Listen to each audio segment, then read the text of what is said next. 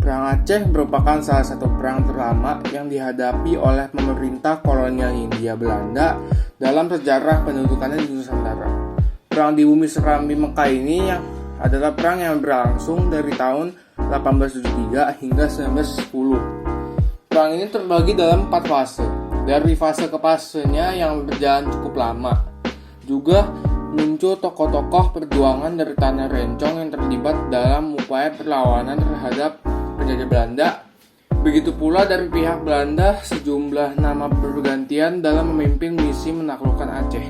Penyebab Perang Aceh. Penyebab Perang Aceh terjadi karena ambisi bangsa Belanda yang ingin menguasai seluruh wilayah Nusantara pada abad ke-19 Masehi. Butuh waktu yang lama bagi bangsa asing itu untuk bisa menundukkan wilayah Aceh. Budi Harsono dalam Hukum Agraria di Indonesia, Sejarah Penyusunannya, Isi dan Pelaksanaannya dalam kurung 1975 menyebutkan bahwa ambisi Belanda itu didasari dengan adanya perubahan dunia perekonomian setelah disahkannya Undang-Undang Agraria. Perang Aceh Fase 1. Perang diawali pada 26 Maret 1873 ketika geledah kapal Komando Citadel van Antwerpen secara resmi dimaklumkan perang terhadap Kerajaan Aceh Darussalam. Belanda tidak langsung melakukan penyerangan karena masih menghimpun pasukan. Melihat yang demikian, pihak Aceh pun langsung melakukan mobilisasi umum guna menghadapi perang yang sudah diambang pintu itu. Akhirnya, pada 6 April 1873, pasukan Belanda yang dipimpin oleh Jenderal J.H.R. Kohler berlabuh di pantai Ceirumen, Aceh Barat.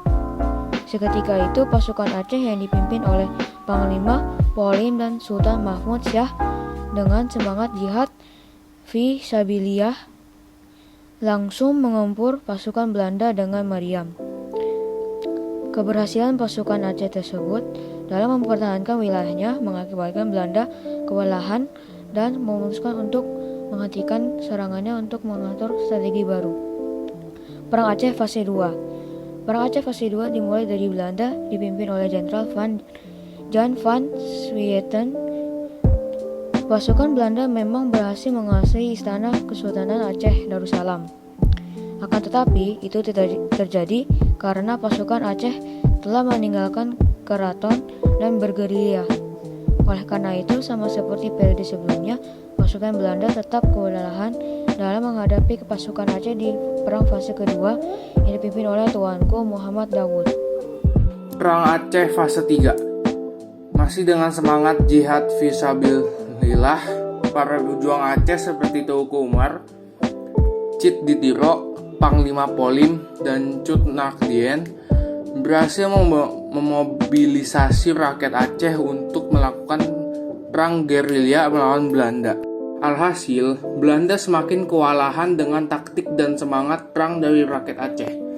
Pada tahun 1991, Christian Snoek Hurgronje yang merupakan ahli bahasa Arab dan Islam yang juga penasihat untuk urutan adat dari pemerintah kolonial datang ke Aceh. Sebagai orang yang paham tentang Islam, ia mendekati para ulama. Perang Snoek Hurgronje menjadikan pasukan Belanda lebih terbantu karena ia menggunakan siasat menyerang dari dalam yang nantinya membuahkan hasil gemilang bagi bangsa Belanda. Bertepatan dengan kedatangannya Snoek Hurgronje, rakyat Aceh sedang merasakan duka yang mendalam karena kematian Teuku Cid Ditiro. Salah satu pemimpin Aceh lainnya, Teuku Umar, dikabarkan menyerah kepada Belanda. Namun itu hanya taktik semata untuk memperlemah kekuatan lawan. Perang Aceh Fase 4. Ketiadaan Teuku Umar tidak membuat semangat rakyat Aceh padam menghadapi Belanda. Dipimpin Cut Nakdien, istri Teuku Umar, dengan dibantu oleh pejuang wanita bernama Pocut Baren, rakyat Aceh terus melakukan perlawanan hingga akhirnya Teuku Umar yang kembali bergabung dengan pasukan Aceh. Sayangnya pada tanggal 11 Februari tahun 1899, Teuku Umar gugur di Meulaboh. Perjuangan pun kembali dilanjutkan oleh Cut Nyak Dien bersama Pocut Baren. Ibrahim Alfian yang dalam perang di Jalan Allah, Perang Aceh 1873 sampai 1912 dalam kurung 1987, mengungkapkan kondisi rakyat Aceh mulai melemah karena kematian dari beberapa pemimpinnya. Terlebih strategi merusak dari dalam yang dijalankan Snok Hormugonje juga berjalan dengan mulus dan semakin memperlemah pasukan dan rakyat Aceh. Pada tahun 1905, Cut Nyak Dien berhasil ditangkap dan kemudian wafat pada tahun 1910. Kematian Cut Nyak Dien pun menjadi penanda berakhirnya perang Aceh. Tokoh-tokoh di Perang Aceh. Tokoh-tokoh perang yang ada di Perang Aceh adalah Panglima Polim Sultan Mahmud Syah, Tuanku Muhammad Dawud, Teuku Umar, Teuku Cik Ditiro, Cut Nyak Dien, Pocut Baren.